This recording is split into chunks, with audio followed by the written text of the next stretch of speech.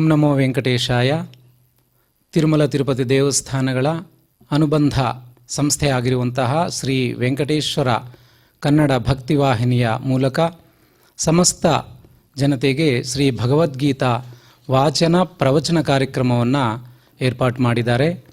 ಈ ಭಗವದ್ಗೀತಾ ಕಾರ್ಯಕ್ರಮದಲ್ಲಿ ಸಮಸ್ತ ಜನರು ಕೂಡ ನಮ್ಮ ಸನಾತನ ಧರ್ಮ ಪವಿತ್ರ ಗ್ರಂಥವಾದ ಭಗವದ್ಗೀತೆಯನ್ನು ಅರಿತು ತದ್ವಾರ ಶ್ರೀಕೃಷ್ಣ ಪರಮಾತ್ಮನ ಅನುಗ್ರಹವನ್ನು ಪಡೆದು ಮುಕ್ತಿಯನ್ನು ಹೊಂದಬೇಕೆಂಬ ಉದ್ದೇಶದಿಂದ ಈ ಭಗವದ್ಗೀತಾ ಪಾರಾಯಣ ಪ್ರವಚನ ಕಾರ್ಯಕ್ರಮವನ್ನು ಏರ್ಪಾಟು ಮಾಡಿದ್ದಾರೆ.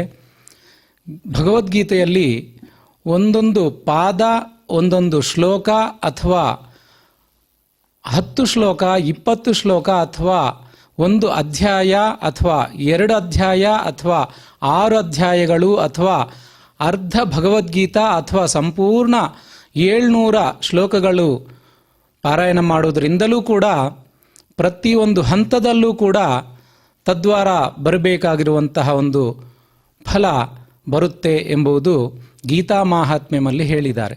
ಆ ಭಗವದ್ಗೀತಾ ಪ್ರವಚನ ಪಾರಾಯಣವನ್ನು ಶ್ರೀ ವೆಂಕಟೇಶ್ವರ ಕನ್ನಡ ಭಕ್ತಿವಾಹಿನಿಯ ಮೂಲಕ ನಾವೆಲ್ಲರೂ ಕೂಡ ಇವತ್ತು ಪಾಲ್ಗೊಂಡಿದ್ದೇವೆ. ಅಂತಹ ಒಂದು ಭಗವದ್ಗೀತಾ ಪಾರಾಯಣ ಪ್ರವಚನ ಕಾರ್ಯಕ್ರಮದಲ್ಲಿ ಇದುವರೆಗೆ 5 ಅಧ್ಯಾಯಗಳ ಪಾರಾಯಣ ಪ್ರವಚನ ಸಂಪೂರ್ಣವಾಗಿದೆ. ಇವತ್ತು ನಾವು 6ನೇ ಅಧ್ಯಾಯಕ್ಕೆ ಕಾಲಿಟ್ಟಿದ್ದೇವೆ. ಈ 6ನೇ ಅಧ್ಯಾಯ ಪಾರಾಯಣ ಮಾಡೋಕ್ಕೂ ಮುಂಚೆ ಸಮಸ್ತ ಜಗತ್ತಿಗೆ ಗುರುಗಳು ಆಶೀರ್ವಾದ ಬೇಕೇ ಬೇಕಾಗುತ್ತೆ. ಅಂತಹ ಗುರು ಪ್ರಾರ್ಥನೆಯಿಂದ ಇವತ್ತು ಪ್ರಾರ್ಥನೆ ಮಾಡೋಣ ಅಂತ ಹೇಳಿ ಈಗ ಗುರು ಪ್ರಾರ್ಥನೆಯನ್ನು ಮಾಡೋಣ. ಓಂ ಸಮಾಶ್ರಯೇದ್ ಗುರುಂ ಭಕ್ತ್ಯಾ ಮಹಾವಿಶ್ವಾಸಪೂರ್ವಕಂ ನಿಕ್ಷಿಪೇತ್ ಸರ್ವಭಾರಾಂಶ್ಚ ಗುರೋ ಶ್ರೀಪಾದ ಪಂಕಜೇ. ತದನಂತರ ಶ್ರೀಕೃಷ್ಣನೇ ಶ್ರೀನಿವಾಸನಾಗಿರೋದರಿಂದ ಆ ಶ್ರೀನಿವಾಸ ದೇವರ ಪ್ರಾರ್ಥನೆಯನ್ನು ಮಾಡೋಣ. ಆನಂದ ಜ್ಞಾನದಂ ವಿಷ್ಣುಂ ಆನಂದಮಯ ನಾಮಕಂ ಆನಂದೇನ ದದರ್ಶಾಥ ಆನಂದ ನಿಲಯಾಲಯೇ. ಈ ಭಗವದ್ಗೀತಾ ಪಾರಾಯಣದಿಂದ ಸಂಪೂರ್ಣವಾದ ಫಲವನ್ನು ಪಡೆಯಬೇಕೆಂಬ ಉದ್ದೇಶದಿಂದ ಒಂದು ಮಹಾಸಂಕಲ್ಪವನ್ನು ನಾವೆಲ್ಲರೂ ಕೂಡ ಹೇಳೋಣ. ಶ್ರೀಮದಾದಿವರಾಹ ಕ್ಷೇತ್ರೇ ವಿರಾಜಮಾನಸ್ಯ ಅಖಿಲಾಂಡಕೋಟಿ ಬ್ರಹ್ಮಾಂಡ ನಾಯಕಸ್ಯ ಶ್ರೀ ಪದ್ಮಾವತಿ ಜಾನೇಃ ಭಗವತಃ ಶ್ರೀ ವೆಂಕಟೇಶ್ವರ ಸ್ವಾಮಿನಃ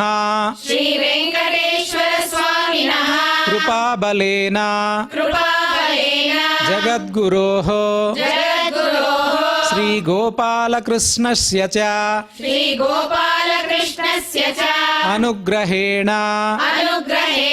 ಅಸ್ಮಾಕಂ ಸರ್ವೇಷಾಂ ಶರೀರಸ್ಯ ಮನಸಶ್ಚ ಬಲಸಿದ್ಧ್ಯರ್ಥಂ ಸಮಸ್ತಾನಾಂ ಆಧಿವ್ಯಾಧೀನಾಂ ನಿವಾರಣಾರ್ಥಂ ಸರ್ವಯಜ್ಞ ಫಲಸಿದ್ಧ್ಯರ್ಥಂ ಸರ್ವಯಜ್ಞ ಫಲಪ್ರಾಪ್ತ್ಯರ್ಥಂ ಸರ್ವಾಸಾಂ ಸಂಪದಾಂ ಪ್ರಾಪ್ತ್ಯರ್ಥಂ ವಿದ್ಯಾರ್ಥಿನಾಂ ಬುದ್ಧಿಶಕ್ತಿ ವೃದ್ಧಿದ್ವಾರಾ ಪರೀಕ್ಷಾಸು ಉತ್ತೀರ್ಣತಾ ಸಿದ್ಧ್ಯರ್ಥಂ ಅಧಿಕಾರಿಣಾಂ ಚ ಸ್ವಸ್ವವಿಧಿ ನಿರ್ವಹಣ విధి నిర్వహణ కౌశలసిద్ధ్యర్థం కౌశల సిద్ధ్యర్థం సమస్త పాపక్షయార్థం సమస్త పాపక్షయార్థం భక్తి జ్ఞాన వైరాగ్య సిద్ధ్యర్థం భక్తి జ్ఞాన వైరాగ్య సిద్ధ్యర్థం శ్రీ గోపాలకృష్ణ ప్రేరణయా శ్రీ గోపాలకృష్ణ ప్రేరణయా శ్రీ గోపాలకృష్ణ ప్రీత్యర్థం శ్రీ గోపాలకృష్ణ ప్రీత్యర్థం శ్రీమద్భగవద్గీతాయాః శ్రీమద్భగవద్గీతాయాః షష్ఠాధ్యాయాంతర్గత షష్ఠాధ్యాయాంతర్గత శ్లోకపారాయణం శ్లోకపారాయణం తథా తథా భగవద్గీతాశ్రవణం చ భగవద్గీతాశ్రవణం చ కరిష్యామహే. ಕರಿಷ್ಯಾಮಹೇ. ಗೀತಾ ತತ್ವವನ್ನು ಪ್ರಪಂಚಕ್ಕೆ ನೀಡಿರುವಂತಹ ಶ್ರೀಕೃಷ್ಣ ಪರಮಾತ್ಮನ ಪ್ರಾರ್ಥನೆಯನ್ನು ಈಗ ಮಾಡೋಣ. ಕಂಸಾಂತಕಂ ಶಂಸನೀಯಂ ಕಂಸಾಂತಕಂ ಶಂಸನೀಯಂ ಸಂಶಾಂತಿಂ ಸಂಸ್ರುತಿಚ್ಛಿದಂ ಸಂಶಾಂತಿಂ ಸಂಸ್ಕೃತಿಚ್ಛಿದಂ ಸಂಶಯಚ್ಛೇದಿ ಸಂವಿದ್ಧಿಂ ಸಂಶಯಚ್ಛೇದಿ ಸಂವಿದ್ಯಂ ಶ್ರೀನಿವಾಸಂ ಭಜೆ ನಿಶಂ. ಶ್ರೀನಿವಾಸಂ ಭಜೆ ನಿಶಂ. ಈಗ ಶ್ರೀಮದ್ ಭಗವದ್ಗೀತಾ ಪ್ರಾರ್ಥನೆಯನ್ನು ಮಾಡೋಣ. ಶಾಸ್ತ್ರೇಷು ಭಾರತಂ ಸಾರಂ ಶಾಸ್ತ್ರೇಷು ಭಾರತಂ ಸಾರಂ ತತ್ರ ನಾಮ ಸಹಸ್ರಕಂ ತತ್ರ ನಾಮ ಸಹಸ್ರಕಂ ವೈಷ್ಣವಂ ಕೃಷ್ಣ ಗೀತಾ ಚ ವೈಷ್ಣವಂ ಕೃಷ್ಣ ಗೀತಾ ಚ ತಜ್ಞಾನಾತ್ ಮುಚ್ಯತೇಂಜಸಾ. ತಜ್ಞಾನಾತ್ ಮುಚ್ಯತೆ ಯಸಾ. ಗೀತಾ ಶ್ರೀಕೃಷ್ಣ ಪರಮಾತ್ಮನ ಮುಖಾರವಿಂದದಿಂದ ಬಂದರೂ ಕೂಡ ಗಣೇಶ ಲಿಖಿತ ವ್ಯಾಸವಿರಚಿತ ಎಂಬ ಉದ್ದೇಶದಿಂದ ಅಲ್ಲಿ ಶ್ರೀ ವೇದವ್ಯಾಸರ ಪ್ರಾರ್ಥನೆಯನ್ನು ಮಾಡೋಣ. ವೇದವ್ಯಾಸ ಗುಣಾವಾಸ ವೇದವ್ಯಾಸ ಗುಣಾವಾಸ ವಿದ್ಯಾಧೀಶ ಸತಾಂ ವಶ ವಿದ್ಯಾಧೀಶ ಸತಾಂ ವಶ ಮಾಂ ನಿರಾಶಂ ಗತ ಕ್ಲೇಶಂ ಮಾಂ ನಿರಾಶಂ ಗತ ಕ್ಲೇಶಂ ಕುರ್ವನಾಶಂ ಹರೇ ನಿಶಂ. ಕುರ್ವನಾಶಂ ಹರೇ ನಿಶಂ. ಅಥ ಶ್ರೀಮದ್ಭಗವದ್ಗೀತಾಸು ಅಥ ಶ್ರೀಮದ್ಭಗವದ್ಗೀತಾಸು ಉಪನಿಷತ್ಸು ಉಪನಿಷತ್ಸು ಬ್ರಹ್ಮವಿದ್ಯಾಯಾಂ ಬ್ರಹ್ಮವಿದ್ಯಾಯಾಂ ಯೋಗಶಾಸ್ತ್ರೇ ಯೋಗಶಾಸ್ತ್ರೇ ಶ್ರೀಕೃಷ್ಣಾರ್ಜುನ ಸಂವಾದೇ ಶ್ರೀಕೃಷ್ಣಾರ್ಜುನ ಸಂವಾದೇ ಆತ್ಮಸಂಯಮಯೋಗೋ ನಾಮ ಆತ್ಮಸಂಯಮಯೋಗೋ ನಾಮ ಷಷ್ಠೋಧ್ಯಾಯಃ. ಷಷ್ಠೋಧ್ಯಾಯಃ. ಶ್ರೀಭಗವಾನುವಾಚ ಶ್ರೀಭಗವಾನುವಾಚ ಅನಾಶ್ರಿತಃ ಕರ್ಮಫಲಂ ಅನಾಶ್ರಿತ ಕರ್ಮಫಲಂ ಕಾರ್ಯಂ ಕರ್ಮ ಕರೋತಿ ಯಃ ಕಾರ್ಯಂ ಕರ್ಮ ಕರೋತಿ ಯಃ ಸ ಸನ್ಯಾಸೀ ಚ ಯೋಗೀ ಚ ಸ ಸನ್ಯಾಸಿ ಚ ಯೋಗಿ ಚ ನ ನಿರಗ್ನಿರ್ನ ಚಾಕ್ರಿಯಃ ನ ನಿರಗ್ನಿರ್ನ ಚಾಕ್ರಿಯಃ ಯಂ ಸನ್ಯಾಸಮಿತಿ ಪ್ರಾಹುಃ ಯಂ ಸನ್ಯಾಸಮಿತಿ ಪ್ರಾಹುಃ ಯೋಗಂ ತಂ ವಿದ್ಧಿ ಪಾಂಡವ ಯೋಗಂ ತಂ ವಿದ್ಧಿ ಪಾಂಡವ ನ ಹ್ಯಸನ್ಯಸ್ತ ಸಂಕಲ್ಪೋ ನೈವ ಸನ್ಯಸ್ತ ಸಂಕಲ್ಪೋ ಯೋಗಿ ಭವತಿ ಕಶ್ಚನ ಯೋಗಿ ಭವತಿ ಕಶ್ಚನ ಆರುರುಕ್ಷೋರ್ಮುನೇರ್ಯೋಗಂ ಆರುರುಕ್ಷೋರ್ಮುನೇರ್ಯೋಗಂ ಕರ್ಮ ಕಾರಣಮುಚ್ಯತೆ ಕರ್ಮ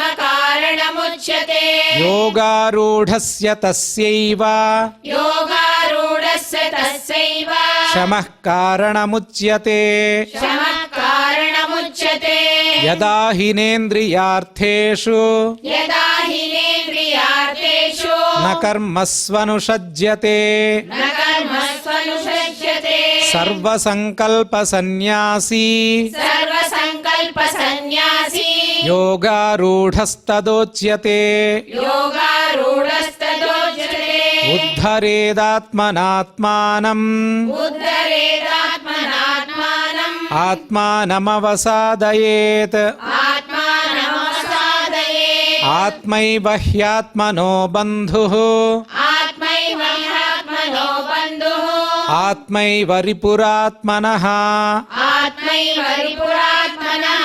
బంధురాత్మాత్మనస్తస్య बन्धुरात्मात्मनस्तस्य येनात्मैवात्मना जितः येनात्मैवात्मना जितः अनात्मनस्तु शत्रुत्वे अनात्मनस्तु शत्रुत्वे वर्तेतात्मैव शत्रुवत् वर्तेतात्मैव शत्रुवत् जितात्मनः प्रशान्तस्य जितात्मनः प्रशान्तस्य परमात्मा समाहितः परमात्मा समाहितः शीतोष्णसुखदुःखेषु शीतोष्णसुखदुःखेषु तथा मानापमानयोः तथा मानापमानयोः ज्ञानविज्ञानतृप्तात्मा ज्ञानविज्ञानतृप्तात्मा कूटस्थो विजितेन्द्रियः कूटस्थो विजितेन्द्रियः युक्त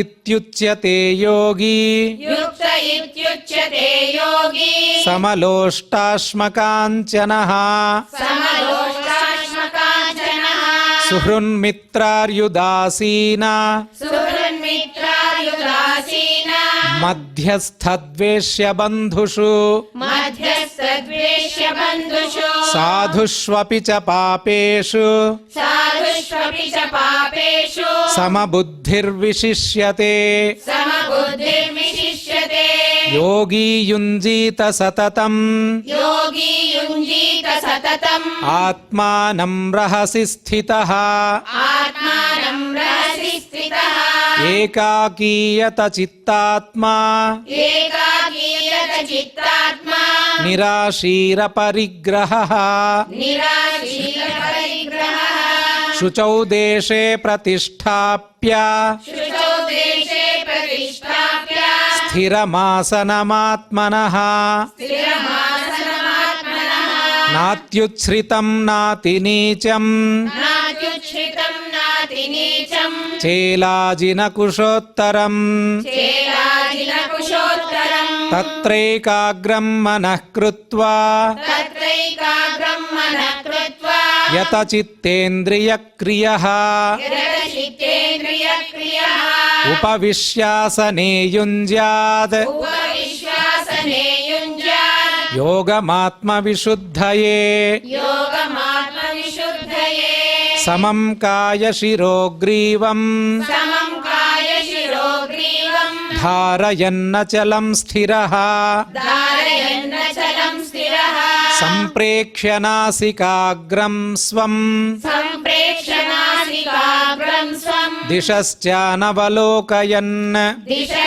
दिशश्चानवलोकयन् प्रशान्तात्मा विगतभिः प्रशान्तात्मा विगतभिः ब्रह्मचारिव्रते स्थितः ब्रह्मचारी व्रते स्थितः मनः संयम्य मच्चित्तो मनः संयम्य मच्चित्तो युक्त आसीत मत्परः युक्त आसीत मत्परः युञ्जन्नेवं सदात्मानं युञ्जन्नेवं सदात्मानं योगी नियतमानसः योगी नियतमानसः शान्तिं निर्वाणपरमां शान्तिं निर्वाणपरमां मत्संस्थामधिगच्छति मत्संस्थामधिगच्छति नात्यश्नतस्तु योगोऽस्ति नाच्यश्नतस्तु योगोऽस्ति न चैकान्तमनश्नतः न चैकान्तमनश्नतः न चातिस्वप्नशीलस्य न चाति स्वप्नशीलस्य जाग्रतो नैव चार्जुन जाग्रतो नैव चार्जुन युक्ताहारविहारस्य युक्ताहारविहारस्य युक्तचेष्टस्य कर्मसु युक्तचेष्टस्य कर्मसु युक्तस्वप्नावबोधस्य युक्तस्वप्नावबोधस्य योगो भवति दुःखः योगो भवति दुःखः यदा विनियतं चित्तम् यदा विनयतं चित्तम् आत्मन्येवावतिष्ठते आत्मन्येवावतिष्ठते निःस्पृहः सर्वकामेभ्यो निःस्पृहः सर्वकामेभ्यो युक्त इत्युच्यते तदा युक्त इत्युच्यते तदा यथा दीपो निवातस्थो यथा दीपो निवातस्थो नेङ्गते सोपमा स्मृता नेङ्गते सोपमा स्मृता योगिनो यत चित्तस्य योगिनो यत चित्तस्य युञ्जते योगमात्मनः युञ्जते योगमात्मनः यत्रो परमते चित्तम् यत्रो परमते चित्तम् निरुद्धं योगसेवया निरुद्धं योगसेवया यत्र चैवात्मनात्मानं यत्र चैवात्मनात्मानं पश्यन्नात्मनि तुष्यति पश्यन्नात्मनि तुष्यति सुखमात्यन्तिकं यत्तद् सुखमात्यन्तिकं यत्तद् बुद्धिग्राह्यमतीन्द्रियम् बुद्धिग्राह्यमतीन्द्रियम् वेत्ति यत्र न चैवायम् वेति यत्र न चैवायम् स्थितश्चलति तत्त्वतः स्थितश्चलति तत्त्वतः यं लब्ध्वा चापरं लाभम् यं लब्ध्वा चापरं लाभम् मन्यतेनाधिकं ततः मन्यतेनाधिकं ततः यस्मिन् स्थितो न दुःखेन यस्मिन् स्थितो न दुःखेन गुरुणापि विचाल्यते गुरुणापि विचाल्यते तं विद्यात् दुःखसंयोग तं विद्या दुःखसंयोग वियोगं योगसंज्ञितम् वियोगं योगसंज्ञितम् सनिश्चयेन योक्तव्यो सनिश्चयेन योक्तव्यो योगो निर्विण्णचेतसा योगो निर्विण्णचेतसा सङ्कल्पप्रभवान् कामान् सङ्कल्पप्रभवान् कामान् त्यक्त्वा सर्वानशेषतः त्यक्त्वा सर्वानशेषतः मनसैवेन्द्रियग्रामम् मनसैवेन्द्रियग्रामम् विनियम्य समं ततः विनियम्य समन्ततः शनैः शनैरुपरमेत् शनैः शनैरुपरमे बुद्ध्या धृतिगृहीतया बुद्ध्या धृतिगृहीतया आत्मसंस्थं मनः कृत्वा आत्मसंसम्मनः कृत्वा न किञ्चिदपि चिन्तयेत् न किञ्चिदपि चिन्तयेत् यतो यतो निश्चरति यतो यतो निश्चरति मनश्चञ्चलमस्थिरम् मनश्चञ्चलमस्थिरम् ततस्ततो नियम्यैतद् ततस्ततो नियम्यैतद् आत्मन्येव वशं नयेत् आत्मन्येव वशं नयेत् प्रशान्तमनसं ह्येनं प्रशान्तमनसं ह्येनं योगिनं सुखमुत्तमम् योगिनं सुखमुत्तमम् उपैति शान्तरजसम् उपैति शान्तरजसम् ब्रह्मभूतमकल्मषम् ब्रह्मभूतमकल्मषम् युञ्जन्नेवं सदात्मानं युञ्जन्नेवं सदात्मानं योगी विगतकल्मषः योगी विगतकल्मषः सुखेन ब्रह्म संस्पर्शम् सुखेन ब्रह्म संस्पर्शम् अत्यन्तं सुखमश्नुते अत्यन्तं सुखमश्नुते सर्वभूतस्थमात्मानं सर्वभूतस्थमात्मानं सर्वभूतानि चात्मनि सर्वभूतानि चात्मनि ईक्षते योगयुक्तात्मा ईक्षते योगयुक्तात्मा सर्वत्र समदर्शनः सर्वत्र समदर्शनः यो मां पश्यति सर्वत्र यो मां पश्यति सर्वत्र सर्वं च मयि पश्यति सर्वं च मयि पश्यति तस्याहं नः प्रणश्यामि तस्याहं न प्रणश्यामि स च मे न प्रणश्यति स च मे न प्रणश्यति सर्वभूतस्थितं यो मां सर्वभूतस्थितं यो मां भजत्येकत्वमास्थितः भजत्येकत्वमाश्रितः सर्वथा वर्तमानोऽपि सर्वथा वर्तमानोऽपि स योगी मयि वर्तते स योगी मयि वर्तते आत्मौपम्येन सर्वत्र आत्मौपम्येन सर्वत्र समं पश्यति योऽर्जुन समं पश्यति योऽर्जुन सुखं वा यदि वा दुःखं सुखं वा यदि वा दुःखं स योगी परमो मतः स योगी परमो मतः अर्जुन उवाच अर्जुन उवाच योऽयं योगस्त्वया प्रोक्तः योऽयं योगस्त्वया प्रोक्तः साम्येन मधुसूदन साम्येन मधुसूदन एतस्याहं न पश्यामि एतस्याहं न पश्यामि चञ्चलत्वा स्थितिं स्थिराम् चञ्चलत्वा स्थितिं स्थिराम् चञ्चलं हि मनः कृष्ण चञ्चलं हि मनः कृष्ण प्रमाथि बलवदृढम् प्रमाथि बलवदृढम् तस्याहं निग्रहं मन्ये तस्याहं निग्रहं मन्ये वायोरिव सुदुष्करम् वायोरिव सुदुष्करम् श्रीभगवानुवाच श्रीभगवानुवाच असंशयं महाबाहो असंशयं महाबाहो मनो दुर्निग्रहं चलम् मनो दुर्निग्रहं चलम् अभ्यासेन तु कौन्तेय अभ्यासेन तु कौन्तेय वैराग्येन च गृह्यते वैराग्येण च गृह्यते असंयतात्मना योगो असंयतात्मना योगो दुष्प्राप इति मे मतिः दुष्प्राप इति मे मतिः वश्यात्मना तु यतता वश्यात्मना तु यतता शक्यो वाप्तुमुपायतः शक्यो वाप्तुमुपायतः अर्जुन उवाच अर्जुन उवाच अयति श्रद्धयोपेतो अयति श्रद्धयोपेतो योगाच्चलितमानसः योगाचलितमानसः अप्राप्य योगसंसिद्धिम् अप्राप्य योगसंसिद्धिम् कां गतिं कृष्ण गच्छति कां गतिं कृष्ण गच्छति कच्चिन्नो भयविभ्रष्टः कच्छिन्नो भयविभ्रष्टः छिन्नाभ्रमिव नश्यति छिन्नाभ्रमिव नश्यति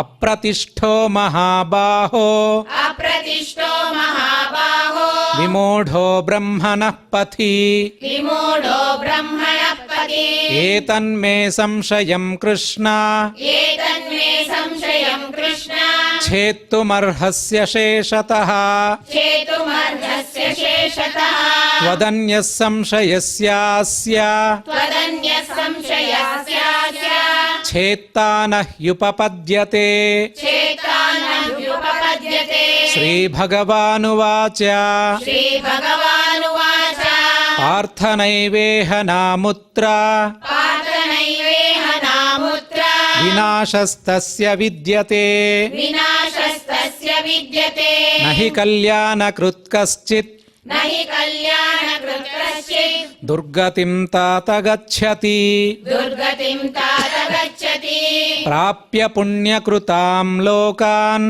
प्राप्य पुण्यकृतान् लोकान् उषित्वा शाश्वतीः समाः नुषित्वा शाश्वती समाः शुचीनां श्रीमतां गेहे शुचीनां श्रीमतां गेहे योगभ्रष्टोऽभिजायते योगभ्रष्टोऽभिजायते अथवा योगिनामेव अथवा योगिनामेव कुले भवति धीमताम् कुले भवति धीमता एतद्धि दुर्लभतरम् एतद्धि दुर्लभतरम् लोके जन्म यदीदृशम् लोके जन्म यदीदृशम् तत्र तं बुद्धिसंयोग तत्र तं बुद्धिसंयोग लभते पौर्वदेहिकम् लभते पौर्वदेहिकम् यतते च ततो भूयः यतते च ततो भूयः संसिद्धौ कुरु नन्दन संसिद्धौ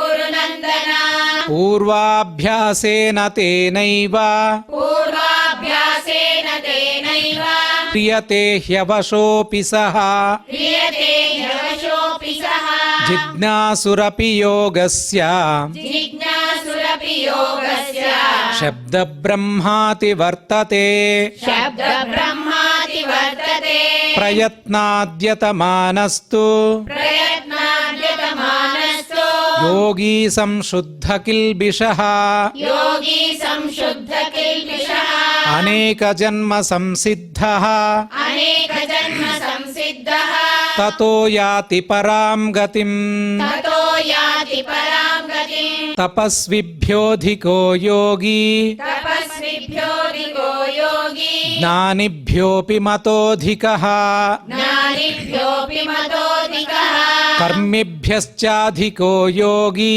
ಕರ್ಮಿಭ್ಯಶ್ಚಾಧಿಕೋ ಯೋಗಿ ತಸ್ಮಾದ್ಯೋಗಿ ಭವಾರ್ಜುನ ತಸ್ಮಾದ್ ಯೋಗಿ ಭವಾರ್ಜುನ ಯೋಗಿನಾಮಪಿ ಸರ್ವೇಷಾಂ ಯೋಗಿನಾಮಪಿ ಸರ್ವೇಷಾಂ ಮದ್ಗತೇನಾಂತರಾತ್ಮನಾ ಮದ್ಗತೇನಾಂತರಾತ್ಮನಾ ಶ್ರದ್ಧಾವಾನ್ ಭಜತೆ ಯೋ ಮಾಂ ಶ್ರದ್ಧಾವಾನ್ ಭಜತೆ ಯೋ ಮಾಂ ಸಮೇ ಯುಕ್ತತಮೋ ಮತಃ.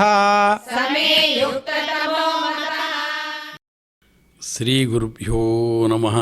ಭಗವಂತ ಶ್ರೀಕೃಷ್ಣ ಅರ್ಜುನನಿಗೆ ಭಗವದ್ಗೀತೆಯ ಉಪದೇಶವನ್ನು ನೀಡಿದ. ಆನಂತರದಲ್ಲಿ ವೇದವ್ಯಾಸರೂ ಕೂಡ ಭಗವದ್ಗೀತೆಯ ಮಹತ್ವವನ್ನು ತಿಳಿಸಿ ಅದರ ವಾಚನ ಮತ್ತು ಪ್ರವಚನ ಇದು ಅತ್ಯಂತ ಪ್ರಮುಖವಾದ ಜಿಜ್ಞಾಸುಗಳ ಕಾರ್ಯ. ಯಾರು ಜ್ಞಾನಪಿಪಾಸುಗಳಿದ್ದಾರೆ ಅವರು ಭಗವದ್ಗೀತೆಯ ಅಧ್ಯಯನ ಅಧ್ಯಾಪನ ಜೊತೆಗೆ ಭಗವದ್ಗೀತೆಯ ಶ್ಲೋಕಗಳ ಪಠಣ ಈ ಪಠನವನ್ನೂ ಮಾಡಬೇಕು ಅಂತ ತಿಳಿಸ್ತಾರೆ.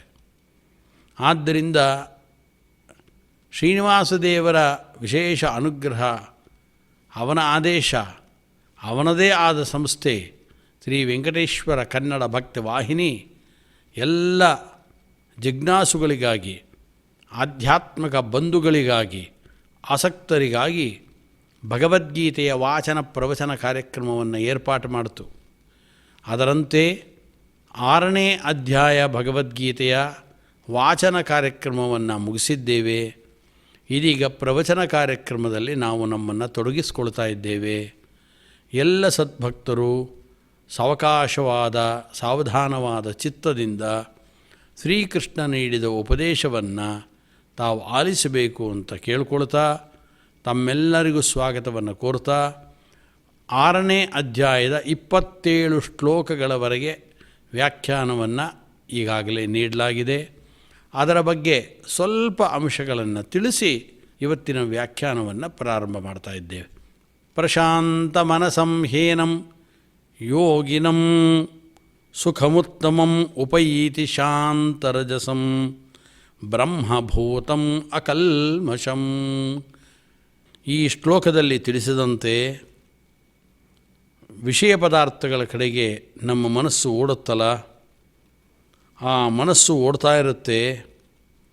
ಯಾವಾಗ ವಿಷಯ ಪದಾರ್ಥಗಳ ಕಡೆಗೆ ಮನಸ್ಸು ಓಡ್ತಾ ಇರುತ್ತೋ ಆವಾಗ ಕಾಮಕ್ರೋಧಾದಿಗಳು ಜಾಸ್ತಿ ಆಗುವುದು ಅದು ಸಹಜವಾದದ್ದು. ಆದ್ದರಿಂದ ಆ ಕಾಮಕ್ರೋಧಾದಿಗಳನ್ನು ನಿಗ್ರಹ ಮಾಡಿಕೊಳ್ಳಬೇಕಾದರೆ ವಿಷಯ ಪದಾರ್ಥಗಳ ಕಡೆಗೆ ಮನಸ್ಸು ಓಡದಂತೆ ನೋಡಿಕೊಳ್ಳಬೇಕು ಅಂತ ಪ್ರಶಾಂತ ಮನಸಂ ಹಿ ಏನಂ ಯೋಗಿನಂ ಶಾಂತರಜಸಂ ಬ್ರಹ್ಮಭೂತಂ ಅಕಲ್ಮಷಂ ಇದೆಲ್ಲ ವಿಚಾರಗಳನ್ನು ಹೇಳ್ತಾರೆ. ಬ್ರಹ್ಮಭೂತಂ ಬ್ರಹ್ಮನಿಗೆ ಅಧೀನವಾದದ್ದು ಅಂತರ್ಥ. ಅದು ಸುಖವೂ ಬ್ರಹ್ಮನಿಗೆ ಅಧೀನವಾದದ್ದು. ಈ ಯೋಗಿಯ ಮನಸ್ಸು ಬ್ರಹ್ಮನಿಗೆ ಅಧೀನವಾದದ್ದು. ಯೋಗಿಯೂ ಬ್ರಹ್ಮನಿಗೆ ಅಧೀನನಾದಂಥವನು. ಎಲ್ಲ ಕಡೆಗೂ ಅನ್ವಯವನ್ನು ಮಾಡಿಕೊಳ್ಬೋದು ನಾವು. ಆದ್ದರಿಂದ ಯಾವ ಈ ರಜೋಗುಣದ ನಿಮಿತ್ತವಾಗಿ ನಮ್ಮ ಮನಸ್ಸು ಅದು ಉದ್ರಿಕ್ತಗೊಳ್ಳುತ್ತೆ, ಆದ್ದರಿಂದ ಇಂದ್ರಿಯಗಳಿಗೆ ಮನಸ್ಸು ಆಹಾರವನ್ನು ಕೊಟ್ಟುಬಿಡುತ್ತೆ. ಆದ್ದರಿಂದ ಇಂದ್ರಿಯಗಳು ಬೇಕಾಬಿಟ್ಟಿಯಾಗಿ ಎಲ್ಲ ಕಡೆ ಸಂಚಾರವನ್ನು ಮಾಡ್ತಾ ಕಾಮಕ್ರೋಧಾದಿಗಳನ್ನು ಹುಟ್ಟು ಹಾಕಿಬಿಡುತ್ತೆ. ಅದರಿಂದ ಮಹಾ ಅನರ್ಥವಾಗಿಬಿಡುತ್ತೆ. ಆದ್ದರಿಂದ ಪ್ರಶಾಂತ ಮನಸಂಹೀನಂ ಯೋಗಿನಂ, ಪ್ರಶಾಂತವಾದ ಮನಸ್ಸು, ಅದಕ್ಕೆ ಹೇಳಿದ್ದು ಶಾಂತರಜಸಂ, ರಜೋಗುಣವನ್ನು ಶಾಂತ ಮಾಡಿಕೊಂಡು ಸತ್ವಗುಣವನ್ನು ಜಾಗೃತ ಮಾಡಿಕೊಳ್ಬೇಕು. ಹಾಗೆ ಮಾಡಿಕೊಂಡಾಗ ಯಾವುದೇ ವಿಧವಾದ ಅನರ್ಥಗಳಿಗೆ ಕಾರಣವಾಗಲ್ಲ, ಮನಸ್ಸು ಪ್ರಶಾಂತವಾಗತ್ತೆ ಅಂತಂದರು. ಮನಸ್ಸು ಗೊಂದಲದ ಗೂಡಾಗಬಾರ್ದು. ಮನಸ್ಸು ಪ್ರಶಾಂತವಾಗೋದು ಅಂದರೆ ನಾವು ಸಾಮಾನ್ಯವಾಗಿ ನಾವು ನಮ್ಮ ಆಡು ಭಾಷೆಯಲ್ಲಿ ವ್ಯಾವಹಾರಿಕವಾಗಿ ಅಂದ್ಕೊಂಡಂತೆ ಅಯ್ಯೋ ಮನಸ್ಸು ತಿಳಿಯಾಗಿದೆ, ಪ್ರಶಾಂತವಾಗಿದೆ ಈಗ ಅಂದರೆ ಮನಸ್ಸಿನಲ್ಲಿ ಏನು ವಿಚಾರಣೆ ಇಲ್ಲ ಅಂತ ಅರ್ಥವೋ? ಹಂಗೆ ಮನಸ್ಸು ಯಾವತ್ತೂ ಇರೋದೇ ಇಲ್ಲ. ಖಾಲಿಯಾದ ಮನಸ್ಸು ಅಂತ ಇರೋಲ್ಲ. ಮನಸ್ಸು ಯಾವತ್ತೂ ಕೂಡ ಏನಾದರೂ ಒಂದು ವಸ್ತುವನ್ನು ಅದು ಆಲೋಚನೆ ಮಾಡ್ತಾನೇ ಇರುತ್ತೆ. ಮನಸ್ಸಿನೊಳಗಡೆ ವಿಷಯಗಳು ತೋರ್ತಾನೇ ಇರ್ತವೆ. ಅದು ಪ್ರಶಾಂತವಾಗಿದೆ ಮನಸ್ಸು ಅಂದರೆ ಏನಪ್ಪ ಅಂದರೆ ಏನೂ ಇಲ್ಲ ಮನಸ್ಸಿನಲ್ಲಿ ನಿಂತಲ್ಲ. ಮನಸ್ಸು ಭಗವಂತನ ಕಡೆ ಹರಿದಿದೆ ಅಂತ ಅರ್ಥ ಪ್ರಶಾಂತವಾಗೋದು ಅಂದರೆ. ಯಾಕೆ ಅಂದರೆ ಶಮ ಅಂದರೆ ಶಮದಿಂದ ಕೂಡಿದ್ದು ಶಾಂತ. ಶಮ ಅಂದ್ರೇನು? ಶಮೋ ಮನ್ಯಷ್ಠತಾ ಬುದ್ಧೇಹೇ ದಮ ಇಂದ್ರಿಯ ನಿಗ್ರಹ ಅಂತ ತಿಳಿಸಿದ್ದು. ಶಮ ಅಂದರೆ ಭಗವನ್ನಿಷ್ಠವಾದ ಬುದ್ಧಿ, ನಿಶ್ಚಯಾತ್ಮಕವಾದ ಬುದ್ಧಿ ಅಂತ ಏನು ನಿನ್ನೆ ಹೇಳಿದ್ವಿ. ಆ ನಿಶ್ಚಯಾತ್ಮಕವಾಗಿರತಕ್ಕಂಥ ಬುದ್ಧಿ ಅನ್ನೋದು ಭಗವಂತನ ಕಡೆಗೆ ಹರಿದಿದ್ದರೆ ಆವಾಗ ಅದನ್ನು ಶಮ ಅಂತ ಕರೀತಾರೆ. ಅದನ್ನೇ ಪ್ರಶಾಂತವಾದ ಮನಸ್ಸಂತ ಹೇಳೋದು. ಮನಸ್ಸು ಪ್ರಶಾಂತವಾಗಿದೆ ನನಗೆ ಅಂತಂದ್ರೆ ಅರ್ಥ ಏನು ಅಂದರೆ ಗೊಂದಲಗಳಿಲ್ಲ ಅಂತಂದ್ರೆ ಏನೋ ಕಿರಿಕಿರಿ ಇಲ್ಲ ಅಂತ ಅಷ್ಟೇ ಅರ್ಥ ಅಲ್ಲ. ನಿಜವಾಗಲೂ ಪ್ರಶಾಂತವಾದ ಮನಸ್ಸು ಅಂದರೆ ಯಾರ ಮನಸ್ಸು ಭಗವಂತನ ಆಲೋಚನೆಯನ್ನು ಮಾಡ್ತಾ ಇದೆಯೋ ಅಂಥ ಮನಸ್ಸನ್ನು ಪ್ರಶಾಂತವಾದ ಮನಸ್ಸು ಅಂತ ಕರಿಬೇಕು. ಹಾಗೆ ಪ್ರಶಾಂತವಾದ ಮನಸ್ಸು ಆ ಯೋಗಿದು. ಮತ್ತು ಯಾವ ವಿಧವಾದ ಯಾಕೆ ಪ್ರಶಾಂತವಾದ ಮನಸ್ಸಾಗಿದೆ? ರಜೋಗುಣ ಅದು ಶಾಂತವಾಗಿ ಹೋಗಿದೆ. ರಜೋಗುಣ ಜಾಗೃತವಾಗಿದ್ದರೆ ಕಲ್ಮಶಗಳು ಉಂಟಾಗೋದು, ಅದು ಇಲ್ಲ. ಕಲ್ಮಶ ಉಂಟಾಗೋದು ಅಂದರೆ ಕಾಮಕ್ರೋಧಾದಿಗಳು ಉಂಟಾಗೋದು ಅಂತ ಅರ್ಥ. ಯಾವಾಗ ಶಾಂತ ರಜಸಂಬಂಧರು ರಜೋಗುಣ ಅದು ಶಾಂತವಾಗಿ ಹೋಗಿದೆ. ಇಲ್ಲಿ ಶಾಂತವಾಗಿದೆ ರಜೋಗುಣ ಅಂದರೆ ಅರ್ಥ ಬೇರೆ. ರಜೋಗುಣದ ಉತ್ಪತ್ತಿ ಆಗಲಿಲ್ಲ, ಈಗ ರಜೋಗುಣದ ಅಭಿವ್ಯಕ್ತಿ ಆಗಿಲ್ಲ ಅಂತ ಅರ್ಥ. ಅದು ಪ್ರಕಾಶಕ್ಕೆ ಬಂದಿಲ್ಲ ಅಂತ ಅರ್ಥ. ಆದ್ದರಿಂದ ಆ ರಜೋಗುಣ ಅದು ಹೀನ ಶಕ್ತಿಯಾಗಿದೆ ಈಗ. ಆದ್ದರಿಂದ ಶಾಂತರಜಸಂ ಅಂತ ಅನ್ನೋದು. ಆದ್ದರಿಂದ ಯಾವ ವಿಧವಾದ ಕಲ್ಮಶಗಳು ಅಂದರೆ ಯಾವುದು? ಕಾಮ, ಕ್ರೋಧ, ಲೋಭ, ಮೋಹ, ಮದ, ಮಾತ್ಸರ್ಯ ಅನ್ನೋ ಏನು ಅರಿಷಡ್ವೈರ್ಗ ಅಂತ ಕರಿತೀವಿ, ಇದೇ ಕಲ್ಮಶಗಳು. ಮನಸ್ಸಿನಲ್ಲಿ ಬರೋವಂಥ ಕಲ್ಮಶಗಳು ಕೊಳೆ ಅಂದರೆ ಇನ್ಯಾವುದಪ್ಪ? ಭೌತಿಕವಾದ ದೇಹದ ಮೇಲೆ ಬರೋ ಕೊಳೆ ಬೇರೆ, ಬಟ್ಟೆಗಳ ಮೇಲೆ ಬರೋ ಕೊಳೆ ಬೇರೆ, ವಸ್ತುಗಳ ಮೇಲೆ ಬೇರೆ ಕೊಳೆ ಇದು ಬೇರೆ. ಆದರೆ ಮನಸ್ಸಿನ ಕೊಳೆಗಳು ಅಂದರೆ ಯಾವುದು ಅಂದರೆ ಇದೇ ಕಾಮಕ್ರೋಧಾದಿಗಳು. ಯಾವಾಗ ರಜೋಗುಣ ಶಾಂತವಾಗೋಯಿತು ಅದು ಹೀನ ಶಕ್ತಿ ಆಯಿತು. ಯಾಕೆ ಅಂದರೆ ಈ ಒಂದು ಪ್ರಶಾಂತ ಮನಸ್ಸಾಗಿದೆಯಲ್ಲ, ಭಗವಂತನ ಕಡೆಗೆ ಹರಿಬಿಟ್ಬಿಟ್ಟಿದ್ದಾನೆ. ಯಾವಾಗ ಭಗವಂತನ ಕಡೆಗೆ ಮನಸ್ಸನ್ನು ಹರಿಬಿಟ್ಟ ರಜೋಗುಣ ತನ್ನಷ್ಟಕ್ಕೆ ತಾನೇ ಕುಂಠಿತವಾಗೋಯಿತು. ರಜೋಗುಣ ಕುಂಠಿತವಾದ್ದರಿಂದ ಕಾಮಕ್ರೋಧಾದಿಗಳು ಜಾಗೃತವಾಗಲಿಕ್ಕಾಗಲೇ ಇಲ್ಲ. ಕಲ್ಮಶ ಹೋಯಿತು. ಅಕಲ್ಮಷಂ ಬ್ರಹ್ಮಭೂತಂ ಅಕಲ್ಮಷಂ, ಇದು ಭಗವದಧೀನವಾದ್ದು. ಪರಮಾತ್ಮನಲ್ಲೇ ಮನಸ್ಸನ್ನು ಇಟ್ಟಿದ್ದಾನವನು, ಆದ್ದರಿಂದ ಯೋಗಿ. ಆದ್ದರಿಂದ ಈಗ ಅವನಿಗೆ ಪ್ರಶಾಂತವಾದ ಮನಸ್ಸಿರೋದರಿಂದ ಏನಾಗತ್ತಪ್ಪ ಅಂದರೆ ಸುಖವು ಅತ್ಯಂತಿಕವಾದ ಸುಖ, ಲೋಕೋತ್ತರವಾದಂಥ ಒಂದು ಸುಖ ಅದು ತನ್ನಷ್ಟಿಗೆ ತಾನೇ ಬಂದು ಆ ಯೋಗಿಯ ಮನಸ್ಸಿನಲ್ಲಿ ಉಂಟಾಗತ್ತೆ. ಉಪೈತಿ ಶಾಂತರಜಸಂ ಬ್ರಹ್ಮಭೂತಮಕಲ್ಪಷಂ ಸುಖಂ ಉತ್ತಮಂ ಸುಖಂ ಉಪೈತಿ, ಉತ್ತಮವಾದ ಸುಖ ಬಂದು ಸೇರುತ್ತೆ ಅಂತ ತಿಳಿಸ್ತಾರೆ. ಅದೇ ತನ್ನಷ್ಟಕ್ಕೆ ತಾನೇ ಸುಖ ಬಂದು ಅವನಿಗೆ ಸೇರುತ್ತೆ. ಯಾಕೆ ಅಂದರೆ ದೇವರ ಬಗ್ಗೆನೇ ಇವನ ಮನಸ್ಸನ್ನು ಹಾಕಿಬಿಟ್ಟಿದ್ದಾನೆ, ಬೇರೆ ಇನ್ನೆಲ್ಲ ಕಳ್ಕೊಂಡಿದ್ದಾನೆ ಸುತ್ತಮುತ್ತಲದು. ಅಂದಮೇಲೆ ದೇವರ ಬಗ್ಗೆ ಮನಸ್ಸು ಹಾಕಿದಾಗ ಸುಖ ತನ್ನಷ್ಟಕ್ಕೆ ತಾನೇ ಬಂದೇ ಬರುತ್ತದು. ಆದ್ದರಿಂದ ಅದಕ್ಕೆ ಇಲ್ಲಿ ಶಬ್ದ ಪ್ರಯೋಗ ಮಾಡಬೇಕಾದ್ರೆ ಕೃಷ್ಣ ಹೇಳೋದು ಉತ್ತಮಂ ಸುಖಂ ಉಪೈತಿ. ಇವನು ಪಡ್ಕೊಳ್ತಾನೆ ಅಲ್ಲ, ತನ್ನಷ್ಟಕ್ಕೆ ತಾನೇ ಸುಖ ಬಂದುಬಿಡುತ್ತೆ ಅಂತ ಅರ್ಥ.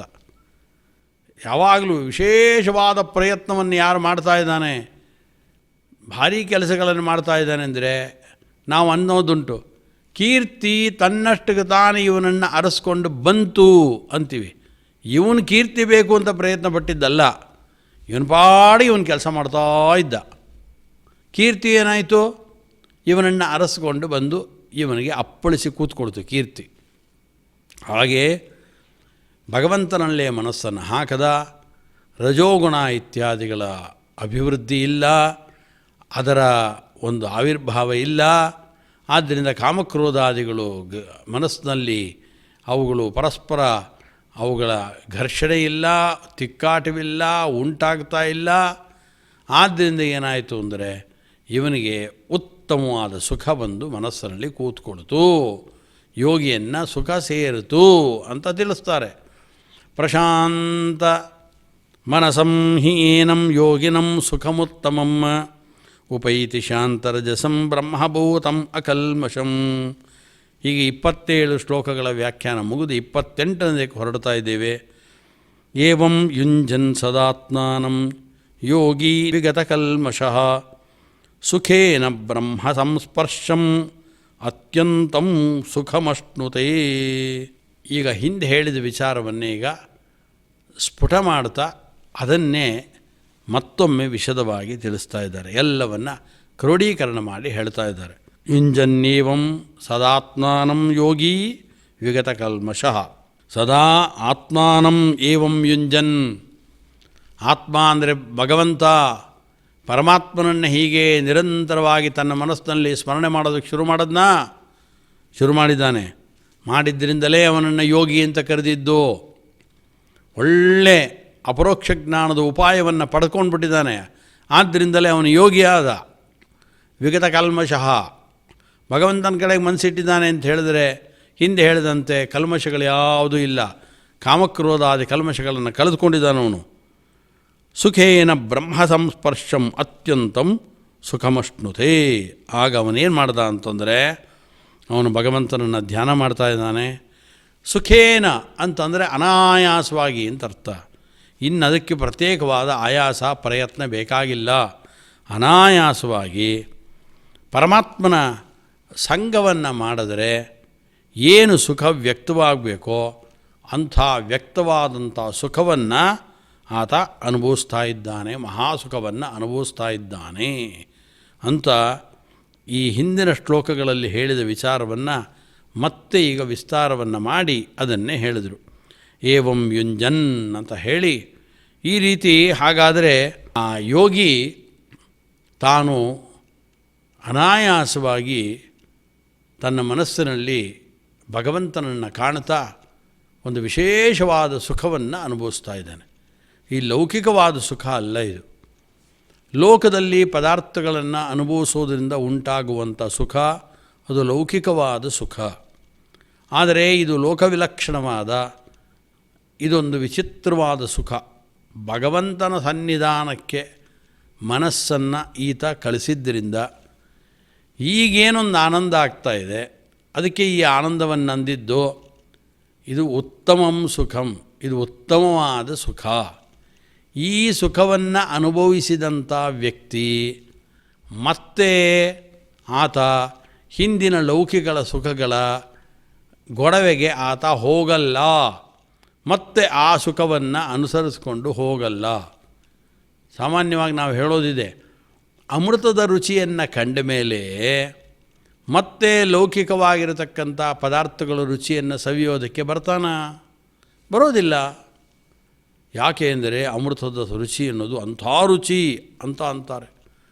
ಹಾಗೆಯೇ ಭಗವಂತನ ಸುಖವನ್ನು ಅವನ ಹತ್ತಿರ ಮನಸ್ಸನ್ನು ಹಾಕಿ ಅತ್ಯುತ್ತಮವಾದ ಮಹಾಸುಖವನ್ನು ಆತ ಅನುಭವಿಸ್ತಾ ಇದ್ದಾನೆ ಎಂದ ಮೇಲೆ ಆ ಸುಖವನ್ನು ಅರಸಿಕೊಂಡೇ ಆ ಸುಖವನ್ನು ತನ್ನದನ್ನಾಗಿ ಮಾಡಿಕೊಳ್ಳೋದಕ್ಕೇ ಮತ್ತೆ ಮತ್ತೆ ಪ್ರಯತ್ನವನ್ನು ಮಾಡ್ತಾ ಅದ್ರ ಒಳಗಡೆನೇ ಮುಳ್ಕೊಂಡು ಬಿಡ್ತಾನೆ ಹೊರತು ಮತ್ತೆ ಲೌಕಿಕವಾಗಿರತಕ್ಕಂಥ ಪದಾರ್ಥಗಳೇನಿದೆ ಈ ಪದಾರ್ಥಗಳಿಂದ ಏನೋ ಅಲ್ಪ ಸ್ವಲ್ಪ ಸುಖ ಬಂದಂತೆ ಆಗತ್ತೆ, ಈ ಸುಖಗಳನ್ನು ಅನುಭವಿಸೋದಕ್ಕೆ ಆತ ಪ್ರಯತ್ನ ಪಡ್ತಾನೆ ಅಂತ ಅಂದ್ಕೊಳ್ಬಾರ್ದು.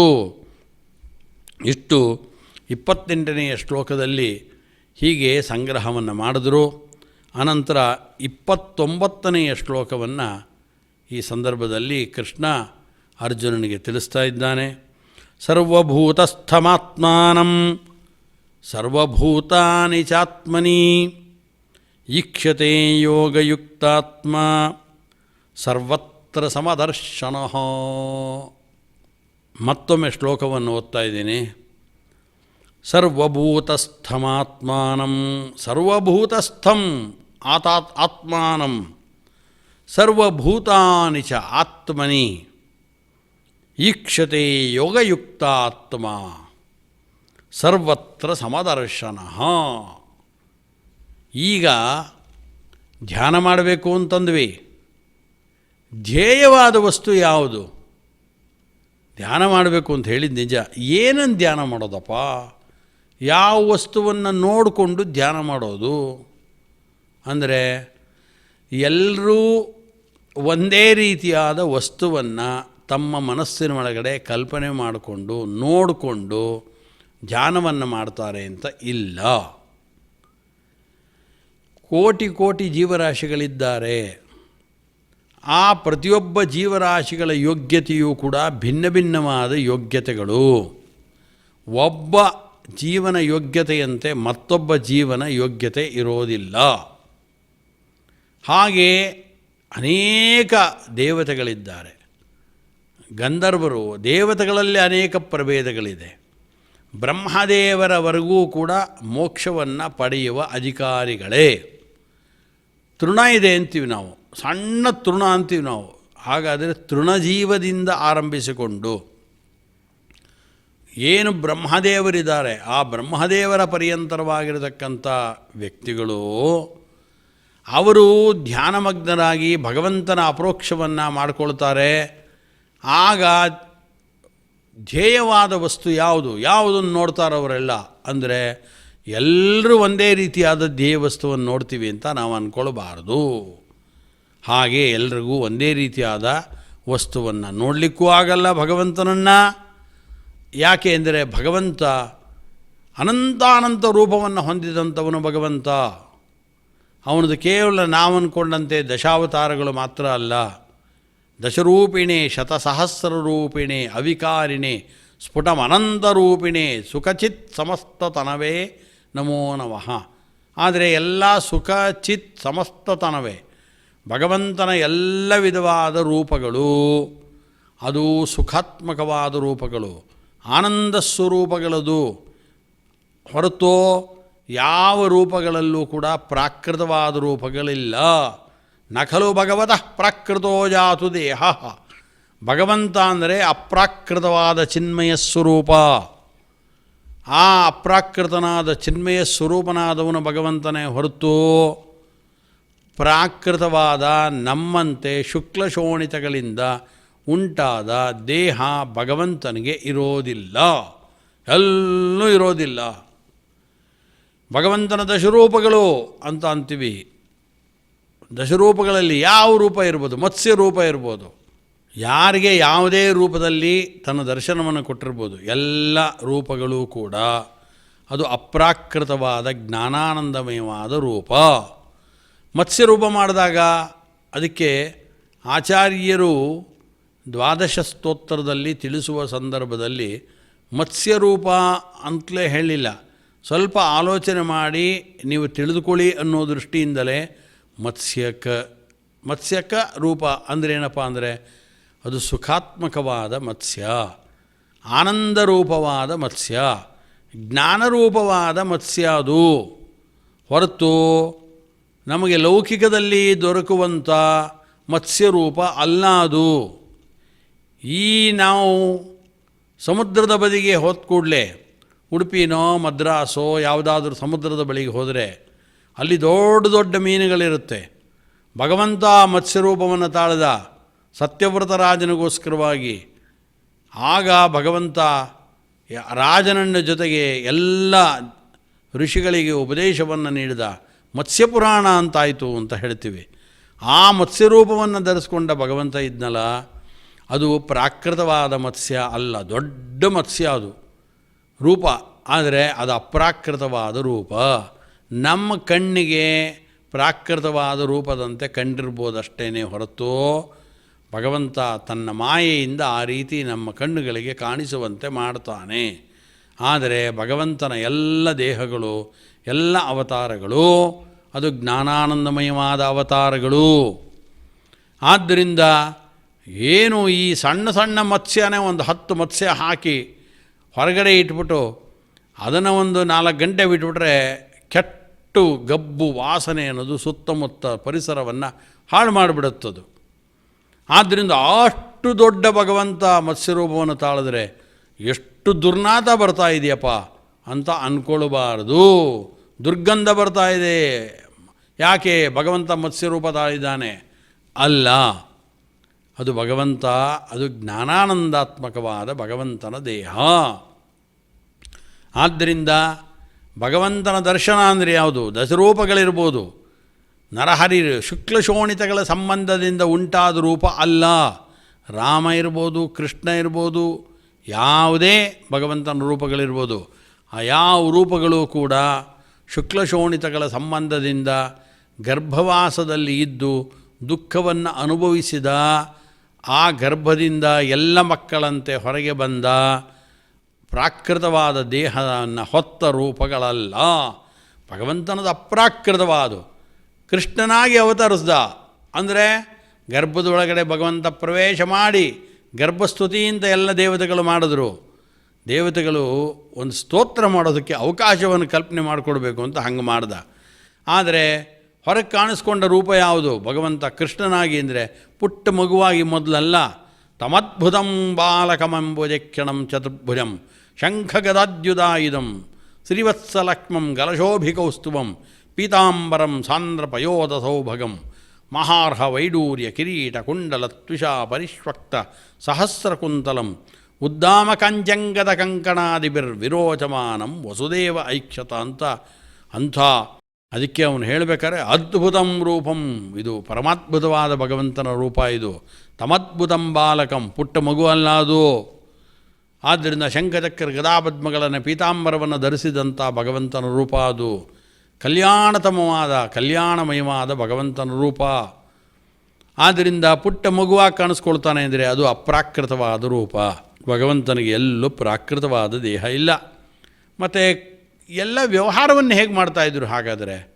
ಯಾಕೆಂದರೆ ಪ್ರಾಕೃತವಾದ ಕಣ್ಣುಗಳನ್ನು ಹೊಂದಿದ ವ್ಯಕ್ತಿಗಳಿಗೆ ಅಪ್ರಾಕೃತವಾದ ಭಗವಂತನ ರೂಪವನ್ನು ಕಾಣೋದು ಹೇಗಪ್ಪ ಅಂದರೆ, ಅದಕ್ಕೆ ಆ ಕಾಲದಲ್ಲಿ ಭಗವಂತ ಪ್ರಾಕೃತವಾದ ಕಣ್ಣುಗಳನ್ನು ಹೊಂದಿದವರಿಗೆ ಪ್ರಾಕೃತವಾದ ಇತರ ದೇಹಗಳನ್ನು ನೋಡಿದಾಗ ಯಾವ ರೀತಿ ಅನುಭವ ಬರ್ತಿತ್ತೋ ಆ ರೀತಿಯಾಗಿ ತನ್ನನ್ನು ನೋಡಿದಾಗಲೂ ಕೂಡ ಅದೇ ರೀತಿಯಾದ ಅನುಭವ ಬರುವಂತೆ ಭಗವಂತ ಮಾಯ ಮಾಡ್ತಾಯಿದ್ದ, ನಮ್ಮ ಮೇಲೆ ಮೋಹವನ್ನು ಬೀರ್ತಿದ್ದ.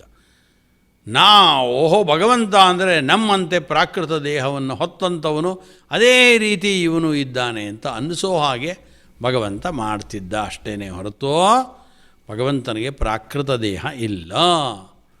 ಆದ್ದರಿಂದ ನೈನಂ ಛಿಂದಂತಿ ಶಸ್ತ್ರಾಣಿ ನೈನಂ ದಹತಿ ಪಾವಕಃ ಅಂತ ಜೀವನ ಸ್ವರೂಪವನ್ನು ಹೇಳ್ದಂಗೆ ಹೇಳ್ತೀವಿ. ದೇಹಕ್ಕೆ ಛೇದಭೇದನಾದಿಗಳಿದೆ, ಜೀವ ಜ್ಞಾನಾನಂದ ಸ್ವರೂಪ. ಜೀವನಿಗೆ ಛೇದಭೇದಾದಿಗಳಿದೆಯೇ? ಇಲ್ಲ. ಭಗವದ್ಗೀತೆಯಲ್ಲಿ ಕೃಷ್ಣ ಹೇಳಿದ ಅದೇ ರೀತಿ ಭಗವಂತನ ರೂಪ ಅದೇ ರೀತಿಯಾದ ರೂಪ. ಆದ್ದರಿಂದ ಅಂಥ ಅದ್ಭುತವಾದ ಪ್ರಾಕೃತ ರಹಿತವಾದ ಅಪ್ರಾಕೃತವಾಗಿರತಕ್ಕಂಥ ಏನು ಜ್ಞಾನಾನಂದಮಯವಾದ ಭಗವಂತನ ರೂಪ ಇದೆ, ಅಂಥ ರೂಪವನ್ನು ತಮ್ಮ ಹೃದಯ ಕಮಲದ ಒಳಗಡೆ ಯೋಗಿಗಳಾದಂಥವರು ಧ್ಯಾನ ಮಾಡಿ ನೋಡ್ತಾರೆ ಅಂತ ಇಟ್ಕೊಳ್ಬೇಕು. ಹಾಗೆ ನೋಡಬೇಕಾದರೆ ಚತುರ್ಮುಖ ಬ್ರಹ್ಮದೇವರು ವ್ಯಾಪ್ತೋಪಾಸಕರಾದಂಥವರು ಸರ್ವತ್ರ ವ್ಯಾಪ್ತನಾದ ಭಗವಂತನನ್ನು ನೋಡ್ತಾರವರು. ಅವರು ಧ್ಯಾನಮಗ್ನರಾದಾಗ, ಚತುರ್ಮುಖ ಬ್ರಹ್ಮದೇವರು ಧ್ಯಾನಮಗ್ನರಾದಾಗ ಎಂಥ ಭಗವಂತನ ರೂಪವನ್ನು ನೋಡ್ತಾರೋ ಅಂಥ ರೂಪವನ್ನು ನಾವು ಧ್ಯಾನಮಗ್ನರಾದರೆ, ಯೋಗಿಗಳಾಗಿ ನಾವು ಧ್ಯಾನಮಗ್ನರಾದರೆ ಅಂಥ ರೂಪವನ್ನು ಆ ರೀತಿಯಾಗಿ ನೋಡೋದಕ್ಕೆ ನಮ್ಮ ಕೈಲಿ ಸಾಧ್ಯವಿಲ್ಲ. ಆದ್ದರಿಂದ ದೇವತೆಗಳಲ್ಲೇ ತಾರತಮ್ಯ ಇದೆ. ಚತುರ್ಮುಖ ಬ್ರಹ್ಮದೇವರು ನೋಡುವಂತೆ ಸರಸ್ವತೀ ದೇವಿ ನೋಡೋದಿಲ್ಲ. ಸರಸ್ವತೀ ದೇವಿ ನೋಡುವಂತೆ ಅನಂತರದಲ್ಲಿ ಶೇಷದೇವರು ಗರುಡದೇವರು, ರುದ್ರದೇವರು ನೋಡೋದಿಲ್ಲ.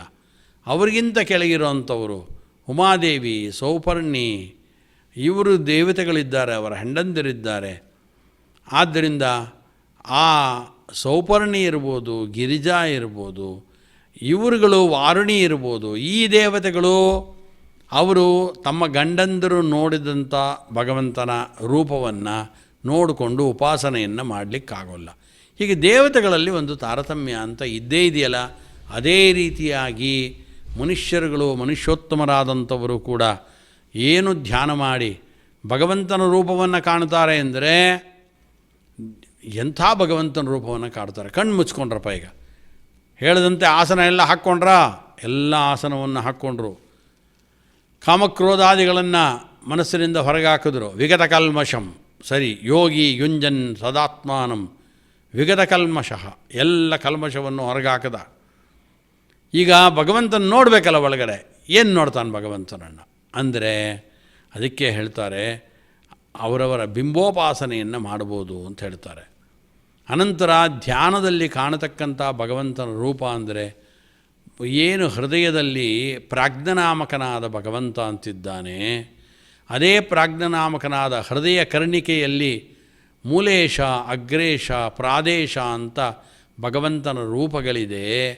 ಆ ರೂಪಗಳನ್ನು ಈ ಉಪಾಸನೆ ಮಾಡತಕ್ಕಂಥ ವ್ಯಕ್ತಿಗಳು, ಧ್ಯಾನ ಮಾಡುವ ವ್ಯಕ್ತಿಗಳು ತಮ್ಮ ಮನಸ್ಸಿನಲ್ಲಿ ಭಗವಂತನ ಆ ರೂಪಗಳನ್ನು ಅವರು ನೋಡ್ತಾ ಇರ್ತಾರೆ ಅಂತ ತಿಳಿಸ್ತಾರೆ.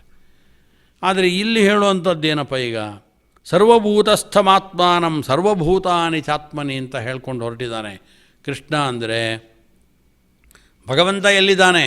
ಸರ್ವಭೂತಸ್ಥಮಾತ್ಮಾನಂ, ಸಕಲ ಪ್ರಾಣಿಗಳು, ಪಕ್ಷಿಗಳು, ಕೀಟಗಳು, ಕ್ರಿಮಿಗಳು ಪ್ರತಿಯೊಂದರಲ್ಲೂ ಕೂಡ ಭಗವಂತ ಇದ್ದಾನೆ. ಭಗವಂತನಲ್ಲಿ ಸಕಲ ಪ್ರಾಣಿಗಳು ಕೂಡ ಭಗವಂತನಲ್ಲಿ ಇವೆ.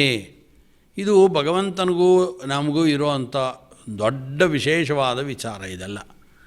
ನಾವು ವಿರುದ್ಧವಾದ ಧರ್ಮಗಳು ಏನೇನು ಅಂತೀವಲ್ಲ, ಆ ಎಲ್ಲ ವಿರುದ್ಧವಾದ ಧರ್ಮಗಳು ಭಗವಂತನಲ್ಲಿ ಮಾತ್ರ ಇರುತ್ತವೆ. ನಮ್ಮಲ್ಲಿ ಆ ವಿರುದ್ಧವಾದ ಧರ್ಮಗಳು ಹೇಳಲಿಕ್ಕೆ ಬರೋದಿಲ್ಲ. ಆದ್ದರಿಂದ ಭಗವಂತನ ಸ್ವರೂಪವೇ ಬೇರೆ, ಜೀವರ ಸ್ವರೂಪವೇ ಬೇರೆ. ಆದ್ದರಿಂದ ದೇವತೆಗಳ ಸ್ವರೂಪ ಅದು ಬೇರೆ. ಅದು ಆದ್ದರಿಂದ ಎಲ್ಲರಿಗೆ ಉತ್ತಮವಾಗಿರತಕ್ಕಂಥ ಗುಣಗಳ ನಿಧಿಯಾದಂಥವನು ಭಗವಂತ. ಅವನ ವ್ಯವಹಾರವೇ ಬೇರೆ ರೀತಿಯಾದ ವ್ಯವಹಾರ, ಅವನ ಸ್ವರೂಪವೇ ಬೇರೆ ರೀತಿಯಾದ ಸ್ವರೂಪ. ಆದ್ದರಿಂದ ಅಂಥ ಭಗವಂತನ ಸ್ವರೂಪವನ್ನು ಕಾಣುವವರು ಚತುರ್ಮುಖ ಬ್ರಹ್ಮದೇವರು ಅಂಥೇಳಿ ಧ್ಯಾನಮಗ್ನರಾದಾಗ ಅವರ ಧ್ಯೇಯ ವಸ್ತು ಹೇಗಿರುತ್ತೆ ಅಂತ ಇಲ್ಲಿ ಹೇಳ್ತಾ ಇರೋದಷ್ಟೇ ಹೊರತು ನಮ್ಮ ಧ್ಯೇಯ ವಸ್ತು ಆ ರೀತಿ ಇದು ಅಂತ ಅಲ್ಲ.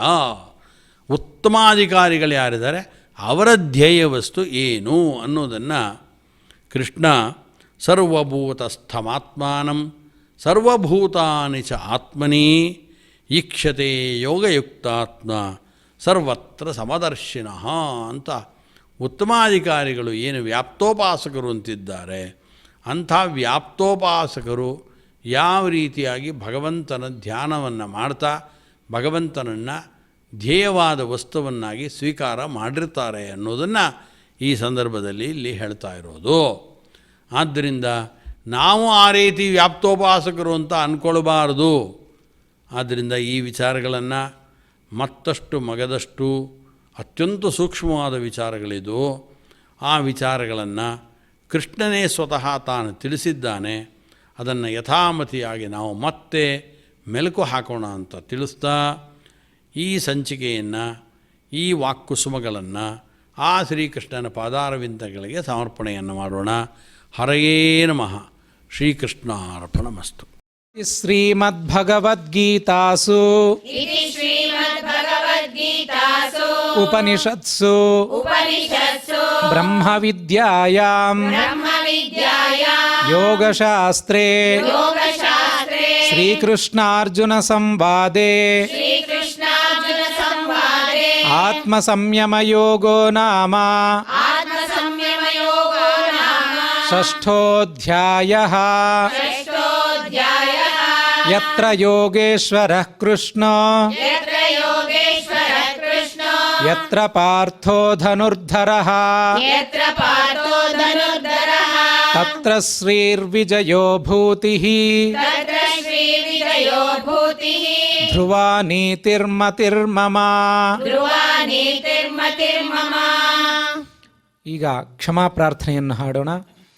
ಓಂ ಯದಕ್ಷರಪದಭ್ರಷ್ಟಂ ಯದಕ್ಷರಪದಭ್ರಷ್ಟಂ ಮಾತ್ರಾಹೀನಂ ಚ ಯದ್ಭವೇತ್ ಮಾತ್ರಾಹೀನಂ ಚ ಯದ್ಭವೇತ್ ತತ್ಸರ್ವಂ ಕ್ಷಮ್ಯತಾಂ ದೇವ. ತತ್ಸರ್ವಂ ಕ್ಷಮ್ಯತಾಂ ದೇವ. ನಾರಾಯಣ ನಮೋಸ್ತುತೆ. ನಾರಾಯಣ ನಮೋಸ್ತುತೆ. ಕಾಯೇನ ವಾಚಾ ಮನಸೈಂದ್ರಿಯೈರ್ವಾ ಕಾಯೇನ ವಾಚಾ ಮನಸೇಂದ್ರಿಯೈರ್ವ ಬುದ್ಧ್ಯಾತ್ಮನಾ ವಾ ಪ್ರಕೃತೆ ಸ್ವಭಾವಾತ್ ಬುದ್ಧ್ಯಾತ್ಮನಾ ವಾ ಪ್ರಕೃತೆ ಸ್ವಭಾವಾತ್ ಕರೋಮಿ ಯದ್ಯತ್ ಸಕಲಂ ಪರಸ್ಮೈ ಕರೋಮಿ ಯದ್ಯತ್ ಸಕಲಂ ಪರಸ್ಮೈ ನಾರಾಯಣಾಯೇತಿ ಸಮರ್ಪಯಾಮಿ. ನಾರಾಯಣಾಯೇತಿ ಸಮರ್ಪಯಾಮಿ. ಭಗವದ್ಗೀತಾ ಪಾರಾಯಣದಿಂದ ಲೋಕಾ ಸಮಸ್ತ ಸುಖನೋ ಭವಂತೋ ಎಂಬ ಇತ್ಯರ್ಥದಿಂದ ಲೋಕಕ್ಷೇಮ ಪ್ರಾರ್ಥನೆಯನ್ನು ಹಾಡೋಣ. ಸರ್ವೇ ಭವಂತು ಸುಖಿನಃ ಸರ್ವೇ ಭವಂತು ಸುಖಿನಃ ಸರ್ವೇ ಸಂತು ನಿರಾಮಯಾಃ ಸರ್ವೇ ಸಂತು ನಿರಾಮಯಾಃ ಸರ್ವೇ ಭದ್ರಾಣಿ ಪಶ್ಯಂತು ಸರ್ವೇ ಭದ್ರಾಣಿ ಪಶ್ಯಂತು ಮಾ ಕಶ್ಚಿತ್ ದುಃಖ ಭಾಗ್ ಭವೇತ್. ಮಾ ಕಶ್ಚಿತ್ ದುಃಖ ಭಾಗ್ ಭವೇತ್. ಓಂ ಶ್ರಿಯಃ ಕಾಂತಾಯ ಓಂ ಶ್ರಿಯಃ ಕಾಂತಾಯ ಕಲ್ಯಾಣ ನಿಧಯೇ ಕಲ್ಯಾಣ ನಿಧಯೇ ನಿಧಯೇರ್ಥಿನಾಂ ನಿಧಯೇತಿನಾಂ ಶ್ರೀ ವೆಂಕಟ ನಿವಾಸಾಯ ಶ್ರೀ ವೆಂಕಟ ನಿವಾಸಾಯ ಶ್ರೀನಿವಾಸಾಯ ಮಂಗಳಂ. ಶ್ರೀನಿವಾಸಾಯ ಮಂಗಳಂ. ಶ್ರೀನಿವಾಸಾಯ ಮಂಗಳಂ. ಶ್ರೀನಿವಾಸಾಯ ಮಂಗಳಂ. ಶ್ರೀನಿವಾಸಾಯ ಮಂಗಳಂ. ಶ್ರೀನಿವಾಸಾಯ ಮಂಗಳಂ. ಶ್ರೀಕೃಷ್ಣಾರ್ಪಣಮಸ್ತು. ಶ್ರೀಕೃಷ್ಣಾರ್ಪಣಮಸ್ತು. ಹರಿ ಓಂ.